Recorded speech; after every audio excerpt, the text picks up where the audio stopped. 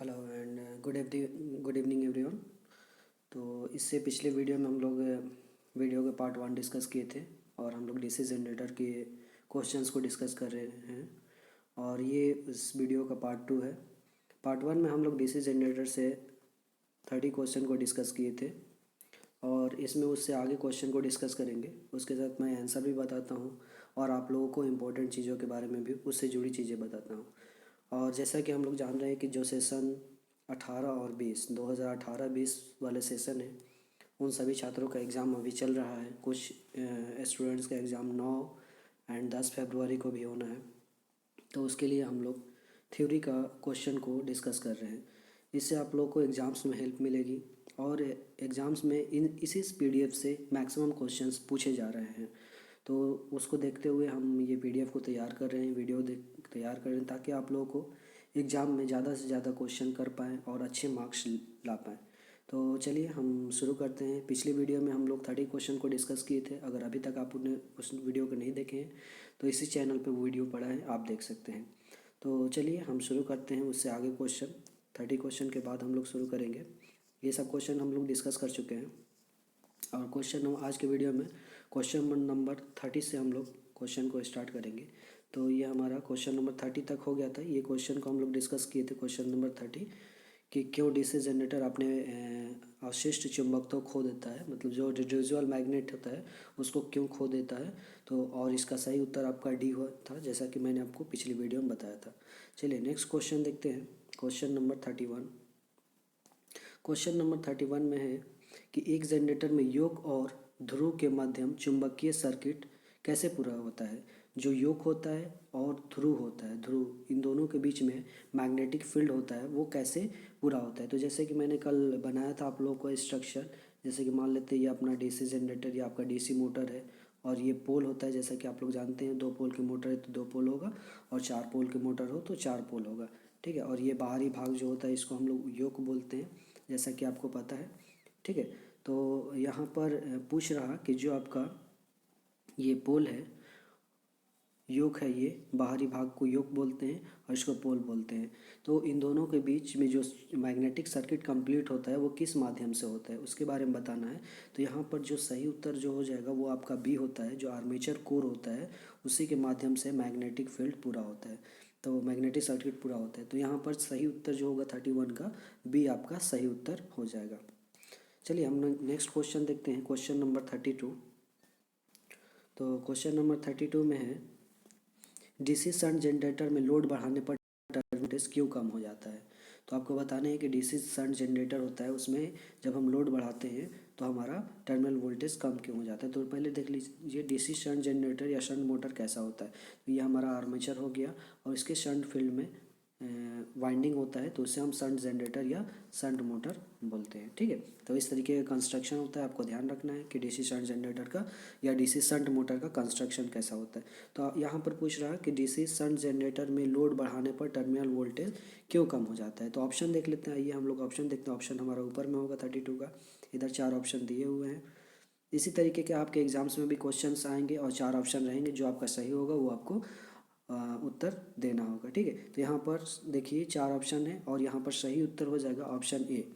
Armature प्रतिक्रिया के प्रभाव के कारण जो आर्मेचर ड्रॉप होता है, जो हम लोग बनाते हैं आर्मेचर रिएक्शन, उसके कारण हमारा जो ये आर्मेचर रिएक्शन के में ड्रॉप होता है, इसी के वजह से वोल्टेज ड्रॉप होता है, वोल्टेज कम हो जाता है।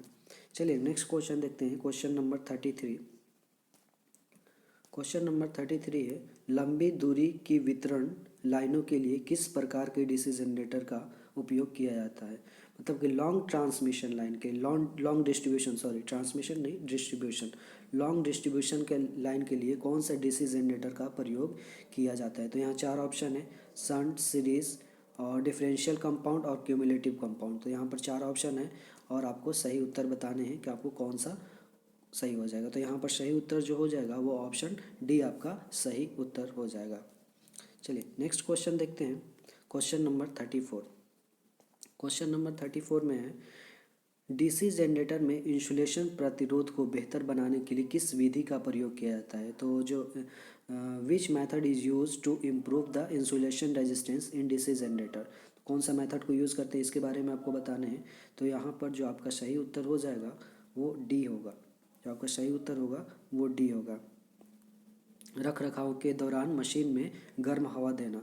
तो जब हॉट एयर देंगे तो आपका जो इंसुलेशन रेजिस्टेंस होगा वो गुड रहेगा, बेटर रहेगा। चलिए नेक्स्ट क्वेश्चन देखते हैं।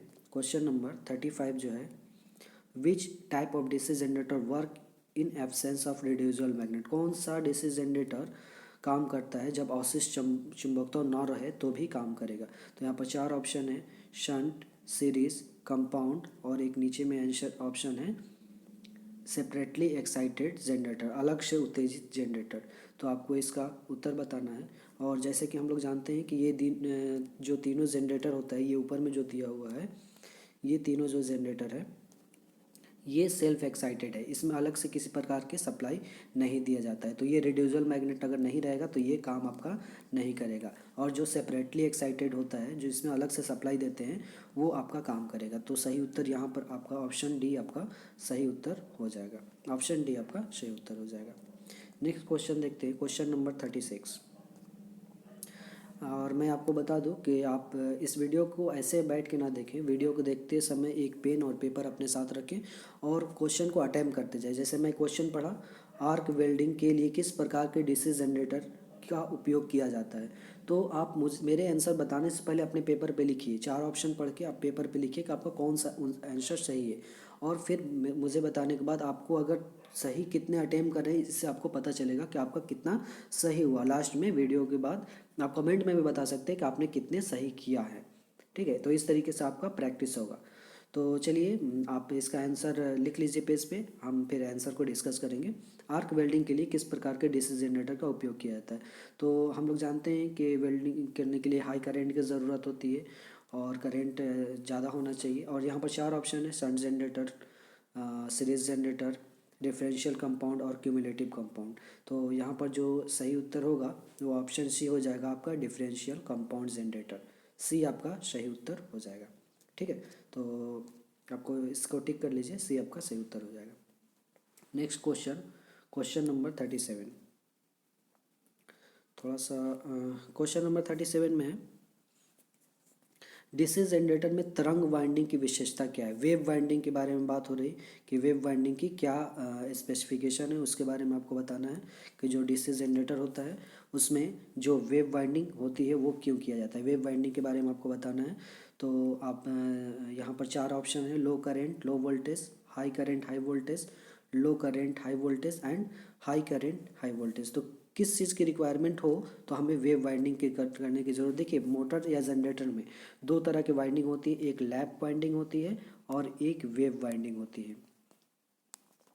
तो यहाँ से एक और क्वेश्चन आ जाता है कि लैप वाइंडिंग और वेव वाइंडिंग, जैसे कि मान लेते कोई मोटर है तो उसमें लैप वाइंडिंग है, तो पैरेलल पाथ के बारे में पूछ लिया जाता है कि पैरेलल पाथ, समानांतर पाथ जो होता है वो कितना होता है, पैरेलल पाथ।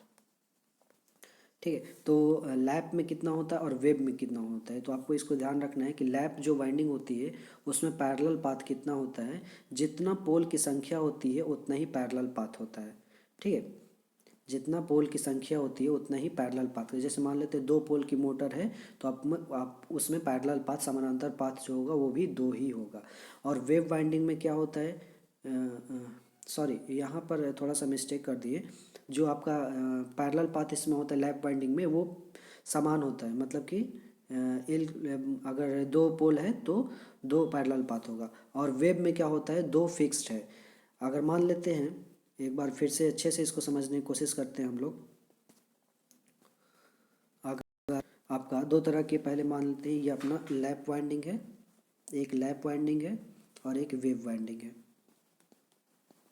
ठीक है, और लैप में जो पोल है वो 4 पोल है, तो आपका इसमें पैरेलल पाथ जो होगा वो भी 4 ही होगा। लेकिन वेव वाइंडिंग में क्या होता है, पैरेलल पाथ फिक्स होता है, 2 ही होता है, चाहे कितना भी पोल हो जाए। मतलब कि आप अगर वेव वाइंडिंग मान लेते हैं कि 4 पोल है तो भी लैप जो भी, तो भी इसका पैरेलल पाथ जो होगा वो 2 ही होगा, दूसरा कुछ नहीं होगा। इसको ध्यान में रखना है, वेरी इंपॉर्टेंट है, आपके एग्जाम्स में पूछता है और हमेशा पूछता है, तो इसलिए ये क्वेश्चन आने की चांसेस ज़्यादा है, इसको ध्यान में रखिएगा। चलिए, तो यहाँ पर हम लोग बात करते हैं 37 नंबर क्वेश्चन में कि वेव वाइंडिंग की विशेषता बताने हैं आपको। तो इसके प्रयोग किया जाता है आपका लो करंट और हाई वोल्टेज के लिए, और जो आपका लैप होता है वो हाई करंट के लिए और लो वोल्टेज के लिए यूज़ होता है। जो लैप होता है, ध्यान रखना है, दोनों में से कोई भी क्वेश्चन पूछा जा सकता है। हाई करंट के लिए इसका प्रयोग किया जाता है, ठीक है। आपको वाइंडिंग वगैरह कर वेल्डिंग करने के लिए, वाइंडिंग नहीं वेल्डिंग, ठीक है। वेल्डिंग आप लोग जानते होंगे, वेल्डिंग देखे होंगे। वेल्डिंग जोड़ने के लिए, मेटल को जोड़ने के लिए वेल्डिंग प्रोसेस किया जाता है। तो वेल्डिंग करने के लिए भी जो मोटर यूज़ किया जाता है उसमें लैप वाइंडिंग ही किया जाता है, क्योंकि उसमें हाई करंट की ज़रूरत होती है, ज़्यादा करंट की ज़रूरत होती है, ठीक है। तो इसको ध्यान में रखना है। यहाँ पर सही उत्तर आपका सी है, ध्यान रखिएगा। चलिए नेक्स्ट क्वेश्चन पे चलते हैं। Question number 37, sorry question number 38। 38 में है, डीसी जनरेटर में कम्यूटेटर संयोजन में प्रयुक्त प्रतिरोध तार का उद्देश्य क्या है। उसके बारे में बताना है कि जो ये कम्यूटेटर सेगमेंट में प्रतिरोध तार होता है इसका क्या उद्देश्य है। तो यहाँ पर 4 ऑप्शन दिए हुए हैं और आपको सही उत्तर बताने हैं, ठीक है। तो यहाँ पर 4 ऑप्शन है। नियत वोल्टेज बनाए रखने के लिए, शून्य शून्य स्थैतिक रूप से प्रेरित ईएमएफ या स्थैतिक रूप से प्रेरित ईएमएफ को बढ़ाना, और नेक्स्ट जो ऑप्शन है यहाँ पर धारा की दिशा आसानी से पलटना। तो यहाँ पर सही उत्तर आपका डी ही होगा, ठीक है। चलिए नेक्स्ट क्वेश्चन देखते हैं। नेक्स्ट हमारा क्वेश्चन है, डीसी जनरेटर में पोल शू का उपयोग किया जाता है। पोल शू का क्यों यूज़ किया जाता है। तो जैसा कि हम लोग पिछले वीडियो में दिखाए थे आप लोगों का पोल शू कैसा होता है और क्यों यूज़ किया जाता है, तो इसके बारे में हम लोग बात करेंगे, ठीक है। तो 39 का आपका जो सही उत्तर होगा वो यहाँ पर 4 ऑप्शन दिया हुआ है। आप लोग एक बार ऑप्शन को देखिए। तांबे के नुकसान को कम करने के लिए तो ये नहीं होगा। उसके बाद अवशिष्ट चुंबकत्व को बढ़ाने के लिए तो ये भी नहीं होगा। अवशिष्ट चुंबकत्व को कम करने के लिए बिल्कुल नहीं होगा। तो लास्ट आपका ऑप्शन है चुंबकीय पथ के रिलक्टेंस को कम करने के लिए, आपका सही उत्तर हो जाएगा। ऑप्शन नंबर डी आपका सही हो जाएगा, क्योंकि जो पोल शू होता है, जैसे ये पोल होता है, इसमें इस तरीके से बना होता है पोल शू, ठीक है, इस तरीके से बना होता है। तो आपको सब मिला के ये मैग्नेटिक रिलक्टेंस को कम करने के लिए पोल शू का प्रयोग किया जाता है। तो यहाँ पर सही उत्तर आपका ऑप्शन नंबर डी हो जाएगा, आप नोट कर लीजिए। नेक्स्ट क्वेश्चन है क्वेश्चन नंबर 40। क्वेश्चन नंबर 40 में है, बड़ी क्षमता के डीसी जनरेटर योक बनाने के लिए किस धातु का उपयोग किया जाता है। तो योक क्या होता है, जो आपका जनरेटर है, मोटर के बाहरी जो आवरण होता है उससे हम लोग योक बोलते हैं। जैसे कि ये बाहरी जो आवरण है इससे हम लोग योक बोलेंगे, ठीक है, योक। तो इसको ध्यान में रखना है। तो ये किस चीज़ का बना होता है बड़े मशीनों में, इसके बारे में आपको बताना है। तो यहाँ पर ये जो बना होता है रोल्ड स्टील का बना होता है। ऑप्शन नंबर डी आपका सही उत्तर हो जाएगा, ध्यान रखना है, ये रोल्ड स्टील का बना होता है। ऑप्शन नंबर आपका सही उत्तर है। नेक्स्ट क्वेश्चन है क्वेश्चन नंबर 41। क्वेश्चन नंबर 41 में है, डीसी जनरेटर में स्लिप रिंग का क्या कार्य है। जो स्लिप रिंग होता है उसके बारे में बताना है कि क्या कार्य है। तो हम लोग जानते हैं कि स्लिप रिंग का प्रयोग करंट को कलेक्ट करने के लिए प्रयोग किया जाता है, करंट को रिसीव करने के लिए यूज़ किया जाता है। तो यहाँ पर सही उत्तर हो जाएगा, एक दिशा में आउटपुट बनाता है, मतलब कि make output in the unidirectional में करंट को कलेक्ट करता है, कह सकते हैं, ठीक है। तो यहाँ पर सही उत्तर आपका बी हो जाएगा। नेक्स्ट क्वेश्चन देखते हैं क्वेश्चन नंबर 42। क्वेश्चन नंबर 42 में है, डीसी जनरेटर में किस प्रकार की वोल्टेज गतिशील रूप से प्रेरित होती है। तो आपको ध्यान रखना है डीसी जनरेटर में किस तरीके की वोल्टेज गतिशील रूप से प्रेरित होती है। तो यहाँ पर पल्सेटिंग वोल्टेज है, दोलनशील वोल्टेज है, और ऑप्शन देखते हैं नीचे में ऑप्शन होगा अल्टरनेटिंग वोल्टेज और डीसी करंट वोल्टेज। तो यहाँ पर सही जो उत्तर हो जाएगा वो सी होगा, ठीक है। कोई भी डीसी जनरेटर हो या आपका एसी जनरेटर हो, दोनों में जो जनरेशन होता है वो एसी के रूप में ही होता है। उस बाद में जब हम लोग रिसीव करते हैं तो वहाँ पर हम लोग कम्यूटेटर लगाकर उसको डीसी में चेंज कर लेते हैं। तो यहाँ पर जो प्रेरित वोल्टेज होता है वो एसी होता है, इसको ध्यान में रखिएगा। नेक्स्ट क्वेश्चन है क्वेश्चन नंबर 43। क्वेश्चन नंबर 43 में इस पार्ट के बारे में बताना है कि ये कौन सा पार्ट है, इसके बारे में आपको बताना है। तो ये जो होता है ये कुंजी ठीक करने के लिए प्रयोग किया जाता है, ठीक है, ये इसका सही उत्तर है। Next question question number 44। Question number 44 में है, डीसी जनरेटर में फील्ड कॉइल का क्या उद्देश्य। आपको फील्ड कॉइल का उद्देश्य बताना है कि डीसी जनरेटर में फील्ड कॉइल क्यों लगाया जाता है। एयर गैप में फ्लक्स बढ़ाने के लिए, या मैग्नेटाइजिंग करंट को कम करने के लिए, किस लिए लगाया जाता है इसके बारे में बताना है। तो यहाँ पर सही उत्तर जो हो जाएगा वो ऑप्शन नंबर सी हो जाएगा, कुंडली फ्लक्स का निर्माण के लिए ध्रुवों को चुंबकित करना। तो यहाँ पर सही उत्तर आपका ऑप्शन नंबर सी हो जाएगा। क्वेश्चन नंबर 45 देखते हैं। क्वेश्चन नंबर 45 में है, बड़े डीसी जनरेटर मशीनों के पोल कोर बनाने के लिए किस धातु का प्रयोग किया जाता है। तो जो पोल कोर होता है उसको बनाने के लिए बड़े मशीनों में किस धातु का प्रयोग किया जाता है। तो यहाँ पर जो ढलवा इस्पात होता है उसका प्रयोग किया जाता है। ऑप्शन सी आपका सही आंसर हो जाएगा, कास्ट स्टील। नेक्स्ट क्वेश्चन देखते हैं, क्वेश्चन नंबर 46। क्वेश्चन नंबर 46 हमारा है, क्यों कोर स्टैंपिंग डीसी जनरेटर में पटलित करते हैं, मतलब लेमिनेटेड क्यों करते हैं कोर स्टैंपिंग को, लेमिनेटेड क्यों करते हैं, कौन से लॉस को कम करने के लिए हम उसको लेमिनेटेड करते हैं। तो आपको ध्यान रखना है, ये क्वेश्चन वेरी इंपॉर्टेंट है और कई बार एग्जाम्स में पूछा है। यहाँ पर question number option number D इसका सही हो जाएगा, ईडी करंट को कम करने के लिए प्रयोग किया जाता है। तो यहाँ पर सही उत्तर आपका डी हो जाएगा। और ये क्वेश्चन बहुत बार एग्जाम्स में आपसे पूछा जा सकता है, हर एक बार एग्जाम में पूछता है, तो इसीलिए इसको ध्यान में रखिएगा, very important question. Next question देखते हैं, क्वेश्चन नंबर 47। क्वेश्चन नंबर 47 में है, इलेक्ट्रोप्लेटिंग प्रक्रिया में किस प्रकार के डीसी जनरेटर का उपयोग किया जाता है। जो इलेक्ट्रोप्लेटिंग प्रक्रिया है उसमें किस प्रकार के डीसी जनरेटर का प्रयोग किया जाता है। तो यहाँ पर शंट जनरेटर का प्रयोग किया जाता है। सही उत्तर ऑप्शन ए हो जाएगा।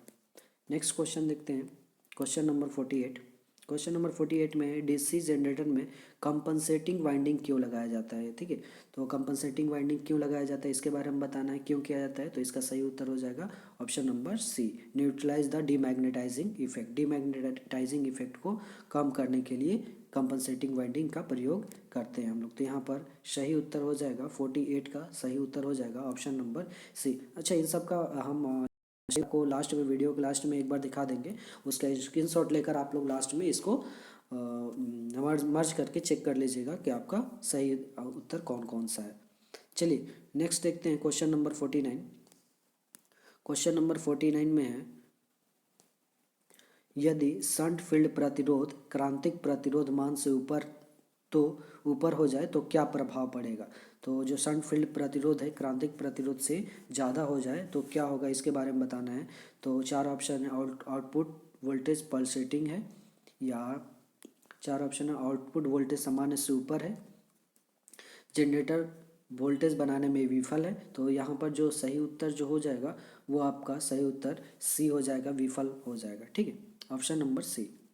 नेक्स्ट क्वेश्चन देखते हैं, क्वेश्चन नंबर 50 जो है, क्वेश्चन नंबर 50 है, डीसी जनरेटर में आर्मेचर प्रतिक्रिया का क्या प्रभाव है, आर्मेचर रिएक्शन का क्या है, what is the effect of armature reaction in DC generator. तो यहाँ पर सही उत्तर हो जाएगा, output voltage is reduced, decreases, कम हो जाता है आउटपुट वोल्टेज। नेक्स्ट क्वेश्चन देखते हैं, क्वेश्चन नंबर 51। क्वेश्चन नंबर 51 में है, न्यूमेरिकल है, आसानी से सॉल्व किया जा सकता है इसको। ठीक है, ठीक है, तो इस क्वेश्चन को हम लोग सॉल्व करने के लिए, जैसा कि आप जानते हैं कि यहाँ पर क्वेश्चन है कि सिंप्लेक्स वेव वाउंड आर्मेचर के साथ 4 पोल डीसी जनरेटर में इतना कंडक्टर है, इतना आरपीएम से मशीन घूम रही है और इसमें फ्लक्स की मात्रा है। तो ईएमएफ ज्ञात करना है। तो ईएमएफ के लिए फॉर्मूला, जैसा कि आपको कुछ देर पहले ही हम लोग पिछले वीडियो में डिस्कस किए थे, फॉर्मूला ईबी बराबर होता है पी फाई जेड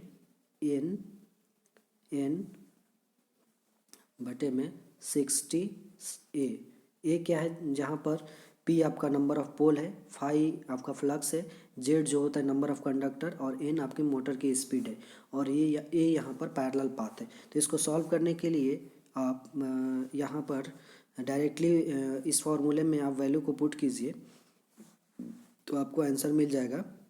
जैसे मान लेते हैं पी की वैल्यू आपका 4 पोल की मशीन है तो 4 हो जाएगा, इंटू आपको फाई की वैल्यू हो जाएगा 0.007 जो कि आपका यहाँ पर दिया हुआ है, ये दिया हुआ है, इंटू आपका जेड की वैल्यू, जेड जो है नंबर ऑफ कंडक्टर है तो यहाँ पर जेड की वैल्यू दिया हुआ है 1020 मल्टीप्लाई बाई आपको स्पीड दिया हुआ है, एन जो है वो स्पीड है, स्पीड दिया हुआ है 1500 आरपीएम, तो यहाँ 1500 लिखेंगे और डिवाइड कर देंगे इसको 60 इंटू ए क्या है, ए आपका नंबर ऑफ पैरेलल पाथ होता है और हम लोग जानते हैं पैरेलल पाथ को कैलकुलेट कैसे करते हैं, दिया नहीं है लेकिन उसको निकालना होता है।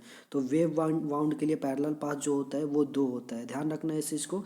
और लैप वाइंडिंग के लिए जो पैरेलल पाथ होता है वो जितना पोल होगा उतना ही पैरेलल पाथ होगा, इसको ध्यान रखना है। ये इंपॉर्टेंट है, अभी थोड़ा देर पहले ही हम लोग डिस्कस किए हैं, ठीक है। तो लैप वाइंडिंग जो होता है उसमें पैरेलल पाथ होता है, जितना पोल रहेगा उतना। अगर यहाँ पर वेव की जगह लैप वाउंड लिखा रहता तो हम लोग यहाँ पर जो वैल्यू लिखते वो 4 लिखते, क्यों? क्योंकि पोल की संख्या 4 है। लेकिन यहाँ पर जो है वो वेव बाउंड है, तो वेव बाउंड के लिए जो आपका पैरेलल पाथ होगा वो 2 होगा, ये फिक्स्ड होगा। अब इसको हम लोग सॉल्व करेंगे तो आपको आंसर मिल जाएगा।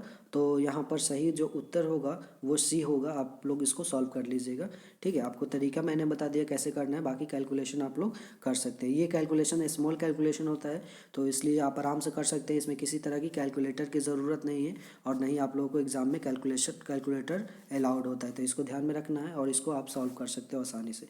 तो इसका सही उत्तर आ जाएगा 357 वोल्ट। चलिए हम लोग नेक्स्ट क्वेश्चन देखते हैं, क्वेश्चन नंबर 52। क्वेश्चन नंबर 52 में है, बड़ी डीसी जनरेटर के आर्मेचर प्रतिक्रिया के प्रभाव को कैसे बेअसर किया जाता है, मतलब कैसे उसको रिड्यूस बाय मतलब वो असर ना करे, कैसे किया जाता है, ठीक है। तो उसको ऑप्शन यहाँ पर लिखा हुआ है, कंपनसेटिंग वाइंडिंग का उपयोग करके, या इंटरपोल पर करके, या ब्रश संपर्क करके, इंक्रीज करके। तो यहाँ ज़्यादा ऑप्शन देखने की ज़रूरत नहीं, ऑप्शन ए आपका सही हो जाएगा, using compensating winding. Compensating winding use करके हम लोग आर्मेचर इफेक्ट को रिड्यूस कर सकते हैं, ठीक है। 52 क्वेश्चन का आंसर ये हो जाएगा, ठीक है। नेक्स्ट हम क्वेश्चन देखते हैं, क्वेश्चन नंबर 53। क्वेश्चन नंबर 53 में है, डीसी जनरेटर में क्या प्रभाव होता है, डीसी जनरेटर में क्या प्रभाव होता है अगर ये लंबे समय तक बंद रखा जाए। मतलब कि जानते हैं हम लोग, कोई भी मोटर जनरेटर कुछ भी अगर ज़्यादा समय तक बंद रखेंगे तो कुछ ना कुछ उसमें प्रॉब्लम तो आ ही जाती है। तो यहाँ पर 4 ऑप्शन है और सही उत्तर आपको बताने हैं कि क्या होता है। तो यहाँ पर जो सबसे बड़ी प्रॉब्लम ये होती है कोई भी मोटर में, डीसी जनरेटर या डीसी मोटर में, कि ज़्यादा समय तक उसको बंद रखेंगे तो उसका मैग्नेटिज्म ख़त्म हो जाता है। तो जो उसका रेडिजुअल मैग्नेटिज्म होता है वो ख़त्म हो जाता है। तो यहाँ पर सही उत्तर आपका ऑप्शन नंबर डी आपका सही हो जाएगा। चलिए नेक्स्ट क्वेश्चन देखते हैं, क्वेश्चन नंबर 54। क्वेश्चन नंबर 54 में भी उसी तरीके का क्वेश्चन है। यहाँ पर बता रहा कि एक 4 पोल डायनेमो प्रेरित ईएमएफ की गणना करना है, जिसमें आपको ये 1000 आरपीएम स्पीड दिया हुआ है, और कुल संख्या कंडक्टर की ये दिया हुआ है, और पोल फ्लक्स ये दिया हुआ है, ठीक है। तो आप सेम अभी हम लोग इसके पिछले में जो फार्मूला से किए, सेम यहाँ पर वही चीज़ को फॉलो करेंगे। या ये लैप वाइंडिंग है तो यहाँ पर आप पोल की संख्या 4 रखेंगे, पैरेलल पाथ जो ए होता है वो 4 हो जाएगा। यहाँ पर पैरेलल पाथ 2 रखेंगे तो आपका गलत हो जाएगा, ठीक है। तो इस चीज़ को ध्यान रखना है। ये मैंने बताया कि ये ऐसा क्वेश्चन एग्जाम में आज पूछता है, और 100% मतलब 100% तो नहीं कर सकते हैं, लेकिन हो सकता है, ज़्यादा चांसेस है कि इस तरीके के क्वेश्चन आपके एग्जाम में आ जाएंगे, ठीक है। तो इसका सही उत्तर जो होगा वो ऑप्शन नंबर डी होगा। आप लोग सॉल्व कर लीजिएगा इसको, ठीक है। ये आसानी से सॉल्व हो जाएगा, इसी फॉर्मूले पे होगा। पी सॉरी, ये फार्मूला मैं लिख देता हूँ आपके सामने। ई बी बराबर, या ई बराबर पी 5 ZN बटे में 60A, ये आपका फॉर्मूला है। इसी फॉर्मूले पे आप सारे वैल्यू को रखिए और आपको आंसर मिल जाएगा। चलिए नेक्स्ट क्वेश्चन देखते हैं, क्वेश्चन नंबर 55 जो है, यदि मुख्य क्षेत्र का प्रवाह डीसी जनरेटर में विकृत हो जाए तो प्रेरित ईएमएफ पर क्या प्रभाव पड़ेगा, ठीक है। तो आपको डिस्ट्रॉय हो जाए तो उसके बारे में बताना है कि क्या इफेक्ट होगा। तो यहाँ पर सही उत्तर जो होगा ऑप्शन नंबर बी होगा, इंड्यूस्ड ईएमएफ डिक्रीजेस, प्रेरित ईएमएफ घट जाएगा, ठीक है। नेक्स्ट क्वेश्चन है, डीसी जनरेटर में ब्रश में भारी स्पार्किंग का क्या कारण है, हैवी स्पार्किंग क्यों होता है उसके बारे में बताना है कि डीसी जनरेटर में हैवी स्पार्किंग क्यों होता है। तो यहाँ पर 56 का जो सही उत्तर है उसके बारे में आपको बताना है। यहाँ पर 4 ऑप्शन है, short circuit in field current, short circuit in armature winding, या एमएनए और जीएनए की पोजीशन चेंज हो गई है, या क्या प्रॉब्लम है। तो हैवी करंट का मेन रीज़न यही होता है कि एमएनए और जीएनए की पोजीशन अगर चेंज हो जाएगा तो स्पार्किंग बहुत हैवी होने लगेगा। तो ये वीडियो था डीसी जनरेटर से हम लोग जो बात कर रहे थे, ये भारत स्किल की वेबसाइट से हम लोग देख रहे थे जो भी चीज़ें हैं। ये इसका PDF आप डायरेक्टली bharatskill.gov.in पर जाकर आप डायरेक्टली डाउनलोड कर सकते हैं। अगर उसमें प्रॉब्लम है तो आप gaya.ita.com के भी वेबसाइट पर जाकर आप PDF को डाउनलोड कर सकते हैं। वहाँ पर आपको PDF ऑब्जेक्टिव क्वेश्चन सारा कुछ फ्री में अवेलेबल है, ठीक है। तो और PDF डाउनलोड करके आप प्रैक्टिस कर सकते हैं। अभी हम लोगों ने इस वीडियो में ये दूसरा पार्ट था। इससे पहले वाले पार्ट और अभी के पार्ट में दोनों मिलाकर टोटल 56 क्वेश्चन को डिस्कस किया। पिछले वीडियो में हम लोग 30 क्वेश्चन को डिस्कस किए थे और इस वीडियो में उससे आगे क्वेश्चन को डिस्कस कीजिए। इसके सारे आंसर यहाँ आपके सामने हैं, इसको आप नोट कर लीजिए, स्क्रीनशॉट ले सकते हैं और आप प्रैक्टिस ज़्यादा से ज़्यादा कर सकते हैं बार बार। तो चलिए, थैंक यू सो मच और फिर मिलते हैं हम लोग नेक्स्ट वीडियो में। हम लोग नेक्स्ट वीडियो में जो बात करेंगे वो DC मोटर के बारे में बात करेंगे और इस तरीके से हम आपको वीडियो देते रहेंगे ताकि आपको एग्ज़ाम्स में ज़्यादा से ज़्यादा प्रैक्टिस कर पाए, ज़्यादा से ज़्यादा क्वेश्चन को सॉल्व कर पाए। इसके अलावा आप अगर 18-20 सेशन के छात्र हैं, स्टूडेंट हैं, तो आपको पता है जैसे कि आपका एग्ज़ाम जो होने वाला है उसमें थ्योरी और वर्कशॉप कैलकुलेशन दोनों ही एग्ज़ाम्स के क्वेश्चन आएंगे। तो हम वर्कशॉप कैलकुलेशन के लिए भी आप लोग के बहुत जल्द कुछ इम्पोर्टेंट चीज़ें आप लोग को प्रोवाइड करा देंगे वीडियो 1-2, जिससे कि आपको उसमें भी हेल्प मिल जाएगा। तो टोटल जो वर्कशॉप कैलकुलेशन के क्वेश्चन रहेंगे वो भी 20 क्वेश्चन रहेंगे, तो उसको भी ध्यान देना है। ये नहीं कि सिर्फ थ्योरी पढ़े तो वर्कशॉप कैलकुलेशन में फेल हो जाएंगे। तो इसको ध्यान में रखते हुए आपको स्टडी को करना है और ज़्यादा आपके पास टाइम नहीं है, तो थ्योरी पोर्शन के पढ़ने के साथ साथ आपको ज़्यादा से ज़्यादा ऑब्जेक्टिव क्वेश्चन को सॉल्व करना है। तो चलिए, thank you so much and all the very best for your upcoming exam.